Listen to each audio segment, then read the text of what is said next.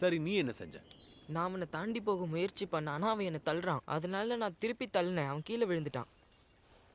அதனால நீ தண்டிக்கப்பட்டிருக்கிற. வேற எதையாவது வித்தியாசமா ஆனா எதிர்பார்த்தியா? வேதத்துல கூட கண்ணுக்கு கண்ணுன்னு சொல்லியிருக்கேன். நான் எதுக்கு தண்டிக்கப்படணும்? ஆமா, ஆனா இது ஒரு நீதிபதிக்கானது. சட்டதிட்டங்கள் கடினமானது. நீ அப்புறம் நீங்க எல்லாரும் விசேஷமானவங்களா இருக்கணும். மத்தவங்கள விட வித்தியாசமா செயல்படணும்.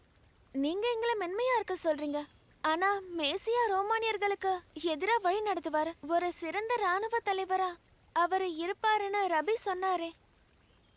இதுல ரொம்ப முக்கியம் ஆசிரியர்களை மதிக்கிறதும் பெற்றோர்களை கனப்படுத்துறதும் தான். ரேபை ஜோசை ஒரு புத்திசாலி மனிதர். ஆனா பல சமயம் புத்திசாலிங்களுக்கும் ஞானம் இருக்கிறதில்ல.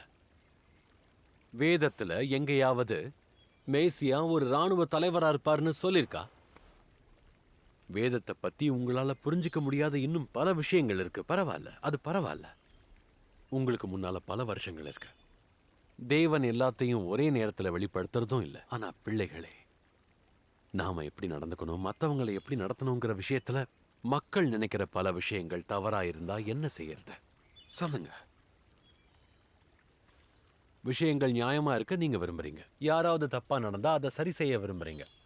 வேற யார் நீதியை விரும்புவாங்கன்னு உங்களுக்கு தெரியுமா? நீதி மற்றும் பழிவாங்குதல் பத்தி மோசேயின் நியாய பிரமாணத்துல கர்த்தர் என்ன சொல்றாருன்னா, பழிவாங்குதல்ங்கிறது பழி வாங்குதல் என்னுடையது. ஆமா, சரியா சொன்ன. நல்லது, ரொம்ப நல்லது. சிறுவர்களே கவனம் செலுத்துங்க. அவ வேத வகுப்புக்கு கூட போறதில்ல. கர்த்தர் நீதியை நேசிக்கிறார். ஆனா